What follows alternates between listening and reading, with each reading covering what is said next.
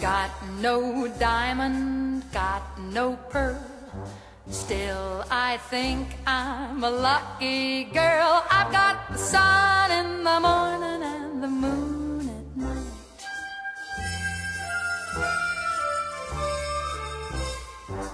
Got no mansion, got no yacht. Still, I'm happy with what I've got. I've got the sun in the morning and the moon at night.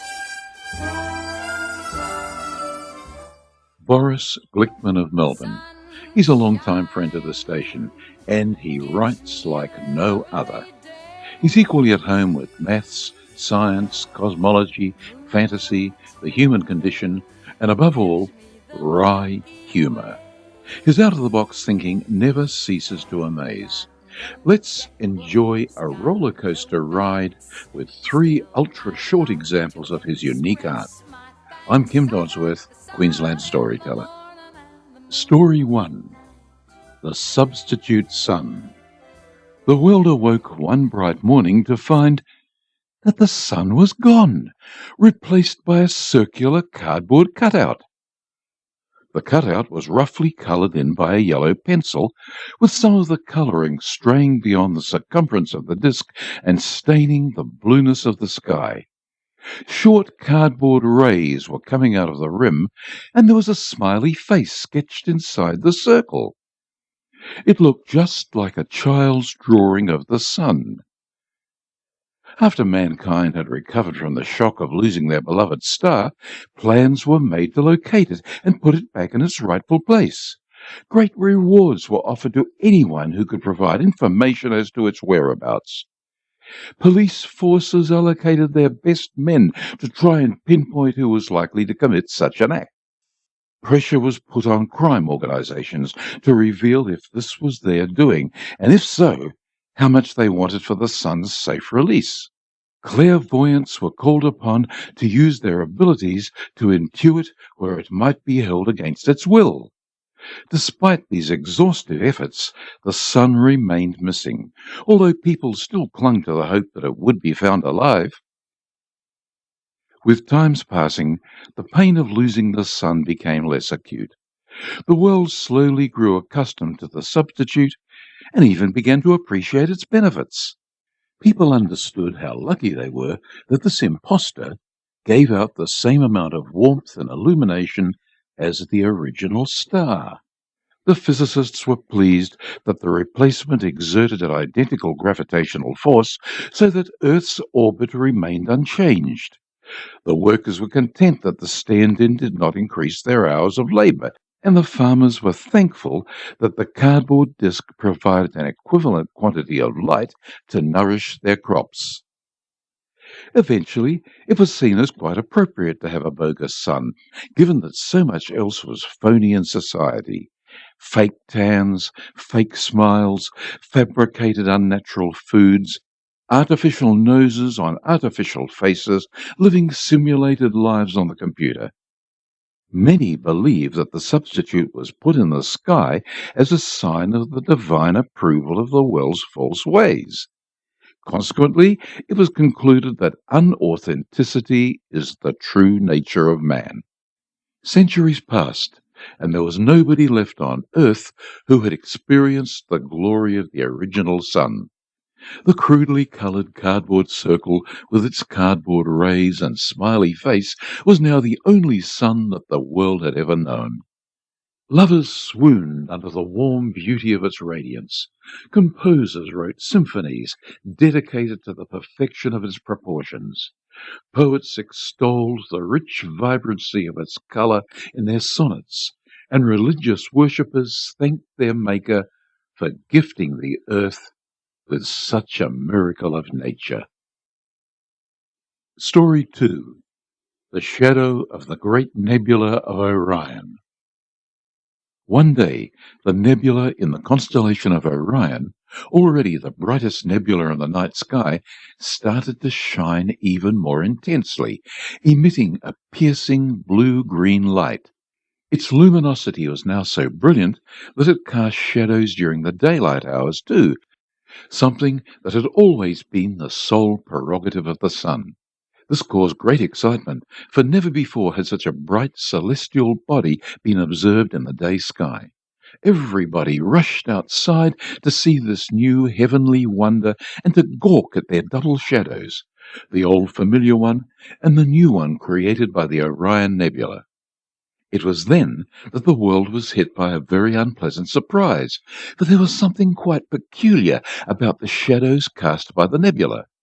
Instead of being mute, inert outlines of a person's physical form, they revealed the shadow of a person's character.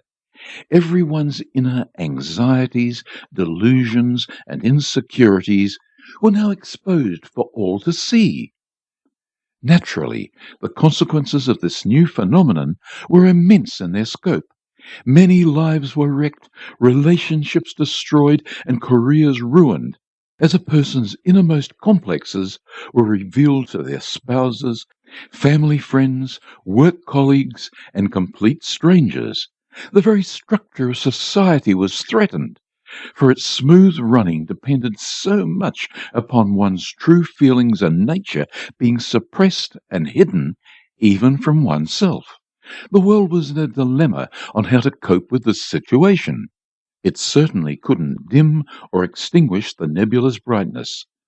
It could try to adapt to a nocturnal existence when the shadows would be less distinct, but surely that was too radical a solution. Yet who could risk the shame and the burden of walking around with all their flaws showing? Inevitably, cults arose that chose to embrace this new state of affairs. For them, the Orion Nebula was the bearer of truth, the great enlightener of mankind. Just as the sun brought outer illumination, so the Orion Nebula was deemed to bring inner illumination to the world. The adherents of these sects took pride in letting others see their most intimate neuroses, and experienced catharsis in coming face to face with their fears and insecurities for the very first time. Having accepted their shadows, they felt more fulfilled and whole than they ever did before. And then, just as suddenly as it flared up, the Orion Nebula dimmed to its usual luminosity. It didn't take long for people to readjust to having only one shadow again. Relationships and careers wrecked by the Orion Nebula were quickly rebuilt, and almost everyone resumed living their old lives, maintaining total silence about that awkward period when their failings were exposed, the way a faux pas is ignored in polite company. Story 3. The Apple Cosmos. Throughout his academic career as a cosmologist, Professor Kleckspan was haunted by a striking cosmic coincidence, that the number of varieties of apples exactly matched the number of types of celestial objects. With the luxury of time and financial freedom that retirement offered him, he was at last able to devote his full intellectual powers to developing a theory which would provide an explanation for this puzzling phenomenon. The main thrust of his hypothesis was that planets and stars are actually gigantic apples. To prove this supposition, Professor Kleckspan meticulously and painstakingly went through every known variety of apple, well over 7,000 of them, and compared their chemical composition and physical properties to those of celestial bodies, hoping to find a match. Years of disappointments and setbacks crawled by as he struggled to make progress with this approach. The wasted years piled up on top of one another and encumbered him with their dead weight. Having exhausted the initial means of attacking the problem, he next decided to turn his attention to creating a purely mathematical proof of his conjecture. Yet this approach proved to be just as intractable and problematic. Disillusionment set in as he despaired of ever succeeding in his goal. And then, just as he was about to throw it all away, an extraordinary realization lit up his mind like an exploding supernova and effortlessly blew away the confusion and the gloom of the preceding years. It was to him the most beautiful idea of his entire life. and he would often look back at that moment and bask in the warm memory of his glory. Yes, Professor Klexpan saw what crucial step was needed in his mathematical argument and was finally able to prove to his satisfaction that planets and stars are indeed oversized apples. Yet, as he stared at his completed proof, he was assailed by doubts. The notion that apples and celestial bodies are one and the same was such a bizarre state of affairs that even he, the originator of the hypothesis, could not quite bring himself to accept what he had just proved to be true. The chain of the mathematical steps in the argument, however, was incontrovertible. The final equation of the proof had Earth on one side and a Granny Smith apple on the other, and between them stood a small equal sign. This is what all his years of intellectual struggles came down to, a tiny mathematical symbol consisting of two parallel lines.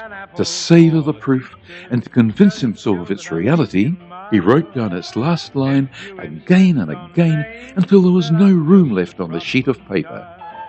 Earth equals Granny Smith. Earth equals Granny Smith. Earth equals Granny Smith, and so on. An apple for the teacher, that's how I better start. Then after a while you may give in and let me bring my heart.